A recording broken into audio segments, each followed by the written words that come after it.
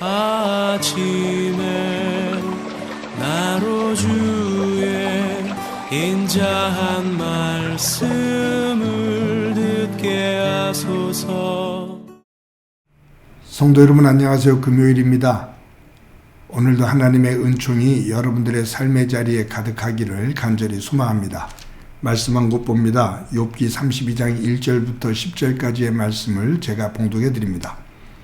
욥이 자신을 의인으로 여김으로 그 세 사람이 말을 그치니 남쪽 속 부수 사람 발라겔의 아들 엘리후가 화를 내니 그가 욥에게 화를 내면 욥이 하나님보다 자기가 의롭다 하며 또 세 친구에게 화를 내면 그들이 능히 대답하지 못하면서도 욥을 정죄함이라.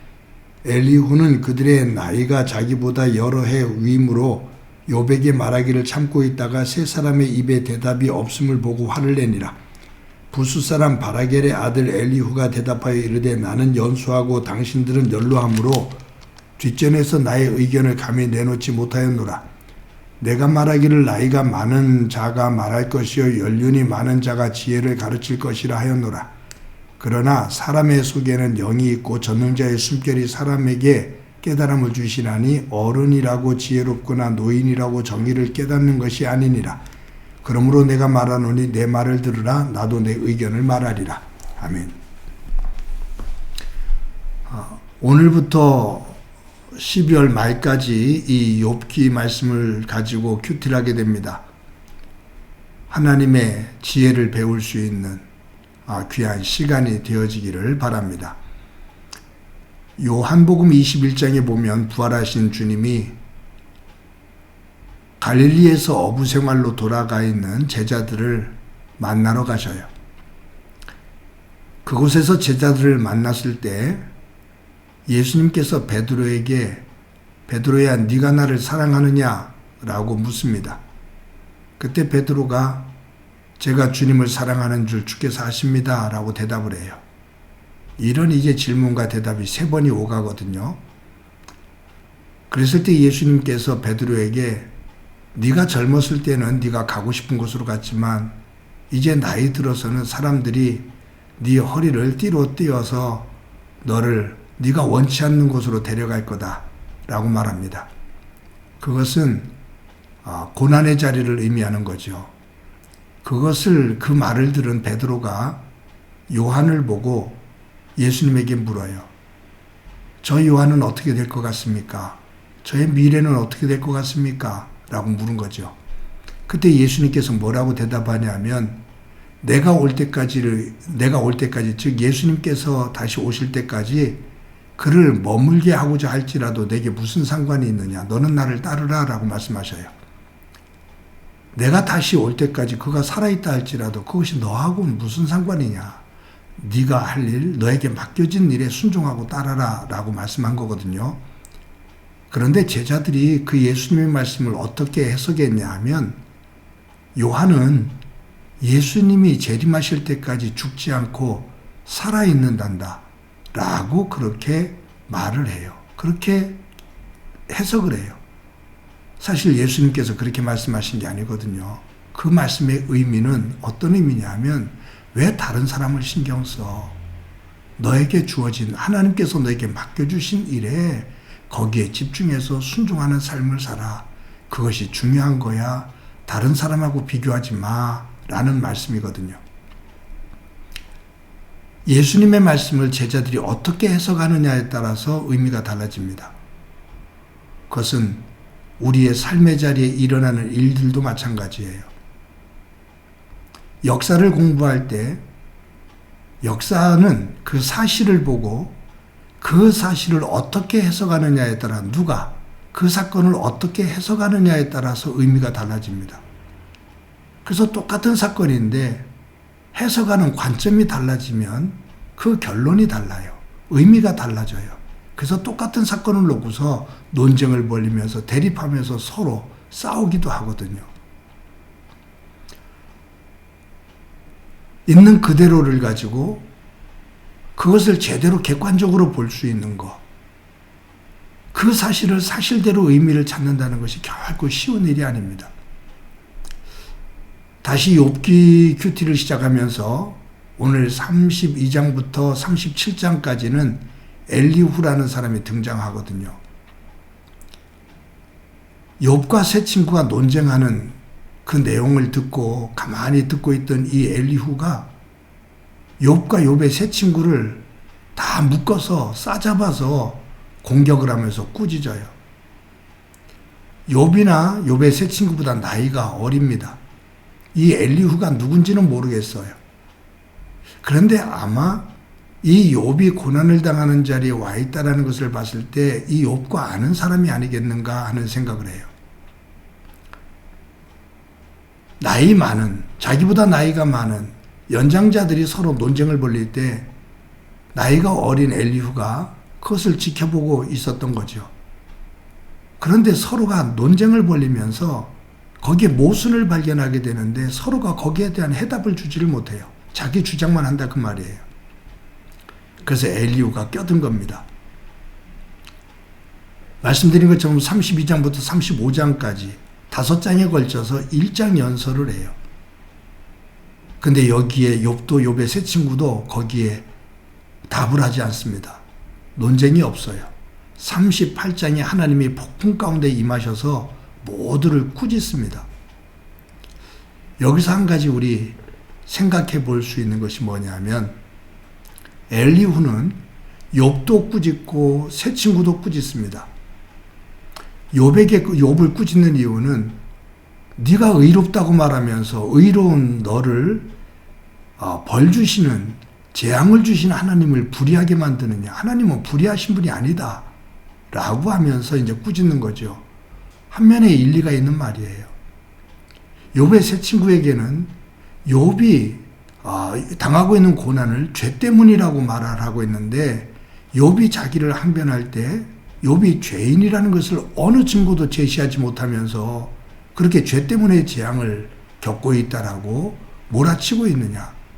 당신들 거기에 문제가 있는 것 아니냐라고 하면서 이제 꾸짖는 거죠. 그러면서 이 엘리후는 자기가 모든 것들을 다 꿰고 알고 있는 모든 것의 정점에서 판단하는 그 입장 속에 있다라고 생각을 합니다. 여기 보니까 그러잖아요. 내가 지금까지는 연장자가 말을 하고 연하자는 듣는 것으로 생각을 했는데 당신들 말을 들어보니 그것이 아니다. 사람의 속에는 영이 있고 젖는 자의 숨결이 사람에게 깨달음을 주신다. 어른이라고 다 지혜로운 게 아니구나 라고 말하면서 자기가 모든 것을 알고 있고 가장 지혜로운 사람인 것처럼 얘기를 하기 시작한다 그 말이에요. 또 다른 교만이죠.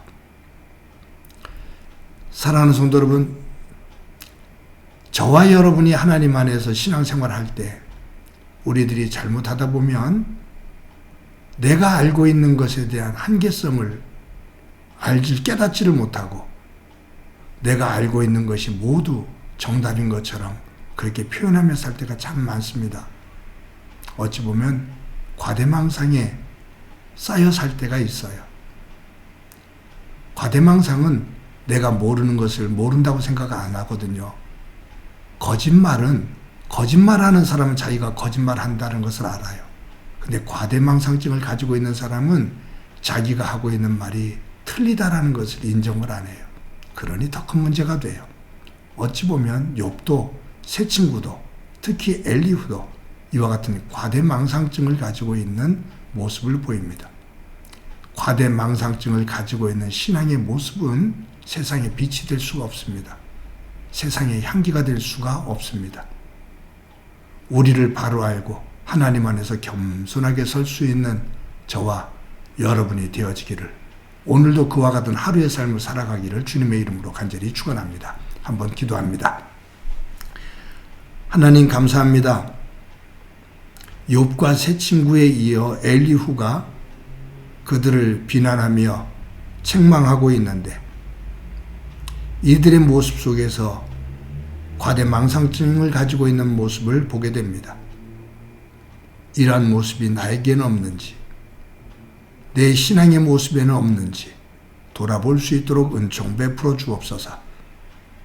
함부로 판단하고 함부로 영적인 것을 재단하는 일이 없게 하시고 특히 다른 사람의 영의 세계와 삶의 내용을 함부로 평가하는 일이 없도록 은총 베풀어 주옵소서.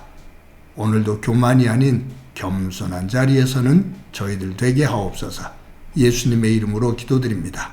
아멘.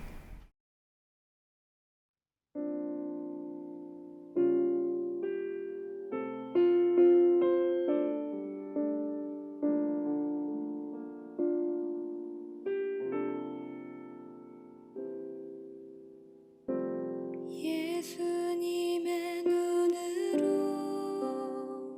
그들을 보게 하소서. 예수님의 손으로 그들을 섬기도록